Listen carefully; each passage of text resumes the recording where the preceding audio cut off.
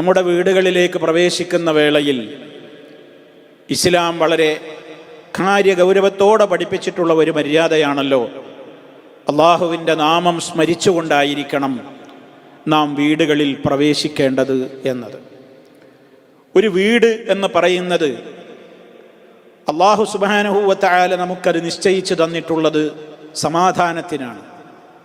അവിടെ താമസിക്കുന്ന ആളുകളുടെ സമാധാനവും സ്വൈരവും ശാന്തിയുമൊക്കെയാണ് ഒരു വീടിൻ്റെ വിജയം എന്ന് പറയുന്നത്. വീട്ടിലുള്ള ഇൻറ്റീരിയർ വർക്കുകളോ അവിടെയുള്ള ഫർണിച്ചറുകളോ അലങ്കാരങ്ങളോ ഒന്നുമല്ല ഒരു ഭവനത്തെ സന്തോഷപൂർണമാക്കുന്നത്. മറിച്ച് അവിടെ താമസിക്കുന്ന ആളുകളുടെ മാനസികമായ സന്തോഷവും റാഹത്തുമാണ് ഒരു ഭവനത്തിൻ്റെ ബറക്കത്ത് എന്ന് പറയുന്നത്.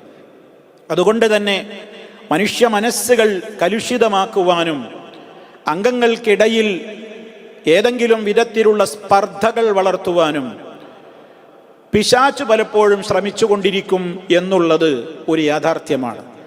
അതുകൊണ്ട് തന്നെ നമ്മൾ താമസിക്കുന്ന ഭവനം പൈശാചികമായ അവൻ്റെ പ്രവർത്തനങ്ങൾക്ക് അതിനെ തളർത്തുന്ന വിധത്തിലുള്ള കാര്യങ്ങൾ നമ്മൾ ചെയ്യാനാണ് ഇസ്ലാം നിർദ്ദേശിച്ചിട്ടുള്ളത്. ഭവനങ്ങളിൽ പിശാച് പറ്റ വീടുകളിൽ നിന്ന് ഒഴിഞ്ഞു പോകുമെന്നല്ല ഈ പറയുന്നത്. അവൻ്റേതായ ശക്തി കുറയാനും അവൻ്റേതായ പ്രവർത്തനങ്ങൾ അവിടെ ശക്തിയാർജിക്കാതെ നമുക്ക് കുറേയൊക്കെ അള്ളാഹുവിൻ്റെ ഭാഗത്ത് നിന്ന് നമുക്ക് സഹായം ലഭ്യമാകുവാനുമൊക്കെയുള്ള കാര്യങ്ങൾ അതിൽപ്പെട്ട ഒരു കാര്യമാണ്. പല കാര്യങ്ങളുണ്ട് അതിൽപ്പെട്ട ഒരു കാര്യമാണ് മഹാനായ നബി സല്ലല്ലാഹു അലൈഹി വസല്ലമ പറഞ്ഞ നമുക്കെല്ലാവർക്കും അറിയാവുന്ന ഹദീസാണ്, ഇദാ ദഖല റജുലു ബൈതഹു, ഒരാൾ തൻ്റെ വീട്ടിലേക്ക് പ്രവേശിക്കുകയും ഫദക്കറല്ലാഹ ഇൻദ ദുഖൂലിഹി, വീട്ടിൽ പ്രവേശിക്കുന്ന വേളയിൽ അവൻ അള്ളാഹുവിനെ സ്മരിച്ചു, ബിസ്മില്ലാഹ് എന്ന് പറഞ്ഞു. വഇൻദ തുആമിഹി, വീട്ടിൽ പ്രവേശിച്ച് പിന്നെ ഭക്ഷണം കഴിക്കുന്ന വേളയിലും അവൻ ബിസ്മില്ല പറഞ്ഞാൽ ഖാല ശൈത്താൻ, പിശാച് പറയും, ലാ മബീത ലക്കും വലാ അശാ, നിങ്ങൾക്കിന്ന് ഈ വീട്ടിൽ രാത്രി താമസിക്കലോ താമസ സൗകര്യമോ ഭക്ഷണമോ ഇവിടെ ഇല്ല എന്ന് പിശാച് പറയും എന്ന്. നോക്കൂ നിങ്ങൾ, ആ പദപ്രയോഗത്തിൽ നിന്ന് തന്നെ മനസ്സിലാക്കുന്നത് ഒരു ശൈത്താൻ അല്ല പ്രവേശിക്കുന്നത് എന്നാണ്. ശൈത്താനും അവൻ്റെതായ കൂട്ടാളികളും കടന്നു വരുന്നുണ്ട്. ഇമാം നവവി റഹ്മത്തുള്ളാഹി അലൈഹി ഇത് വിശദീകരിക്കുമ്പോൾ മുസ്ലിം രേഖപ്പെടുത്തുന്നതായി നമുക്ക് കാണാൻ സാധിക്കും. മനാഹു, അതിന്റെ അർത്ഥം ഖാല ശൈത്താനു ലി ഇഖ്വാനിഹി വ അഅ്വാനിഹി വ റിഫഖിഹി, ശൈത്താൻ അവൻ്റേതായ സഹോദരങ്ങളോടും അവൻ്റെ സഹായികളോടും അവൻ്റെ കൂട്ടാളികളോടുമൊക്കെ ഇത് പറയും എന്ന്. അപ്പൊ ഒരു ചെകുത്താന്മാരുടെ ഒരു കൂട്ടം തന്നെയുണ്ട് എന്നാണ് നമുക്കതിൽ നിന്ന് മനസ്സിലാക്കുവാൻ സാധിക്കുന്നത്. ഒരാൾ കിടക്കുമ്പോൾ തന്നെയും അങ്ങനെ തന്നെയുണ്ട്. കാരണം എത്രത്തോളം ഉണ്ടല്ലോ പൈശാചികമായ പ്രവർത്തനങ്ങൾ. അതുകൊണ്ട് തന്നെ അവൻ അവൻ്റെ ആളുകളോട് പറയുന്നത് എന്താണ്, ഇന്ന് നിങ്ങൾക്ക് ഈ വീട്ടിൽ താമസമോ ഭക്ഷണമോ ഇല്ല. അതേ അവസരത്തിൽ വഇദാ ദഖല ഫലം യദ്കുരില്ലാഹ ഇൻദ ദുഖൂലിഹി, പ്രവേശിക്കുന്ന വേളയിൽ ഒരാൾ അള്ളാഹുവിൻ്റെ നാമം സ്മരിക്കാതെയാണ് അങ്ങോട്ട് കടന്നുപോയതെങ്കിൽ ശൈത്താൻ പറയും അവൻ്റെ കൂട്ടാളികളോട്, അദ്റക്തുമുൽ മബീത, ഇന്ന് നിങ്ങൾക്കിവിടെ താമസ സൗകര്യം ലഭ്യമായിരിക്കുന്നു. കാരണം പ്രവേശിച്ചപ്പോൾ അത് പറഞ്ഞിട്ടില്ല. ഇനി വഇദാ ലം യദ്കുരില്ലാഹ ഇൻദ തുആമിഹി, ഭക്ഷണവേളയിൽ അവൻ സ്മരിച്ചിട്ടില്ലെങ്കിൽ ശൈത്താൻ പറയും അദ്റക്തുമുൽ മബീത വൽ അശാ, നിങ്ങൾക്കിന്നിവിടെ താമസ സൗകര്യവും കിട്ടിയിരിക്കുന്നു ഭക്ഷണവും കിട്ടിയിരിക്കുന്നു എന്ന്. അപ്പൊ സഹോദരങ്ങളെ, ഒരാൾ വീട്ടിലേക്ക് കയറുമ്പോൾ ഇനി ബിസ്മി ചൊല്ലിയാൽ തന്നെയും അതിൻ്റെ അകത്ത് വേറെ ശൈത്താന്മാരുണ്ടാവില്ല എന്നൊന്നും അതിൻ്റെ ഉദ്ദേശമല്ല. അതെങ്ങനെ നമുക്ക് മനസ്സിലാകുന്നത്? ഒരാൾ ബിസ്മി ചൊല്ലി കയറിയവനാണെങ്കിലും ആ വ്യക്തി തന്നെയും ഭക്ഷണം കഴിക്കുമ്പോൾ എന്ത് വേറെ പറയണം? ബിസ്മില്ല പറയണം. ബിസ്മി ചൊല്ലിയിട്ട് തന്നെ അയാൾ കയറിയത്. എന്നാലും അദ്ദേഹമാണെങ്കിൽ പോലും അദ്ദേഹം ഭക്ഷണം കഴിക്കുമ്പോഴും എന്ത് ചൊല്ലുന്നുണ്ട്? ബിസ്മി ചൊല്ലണം. അപ്പൊ ഇത് നമ്മൾ എല്ലാവരും ശ്രദ്ധിക്കേണ്ടുന്ന ഒരു കാര്യമാണ്.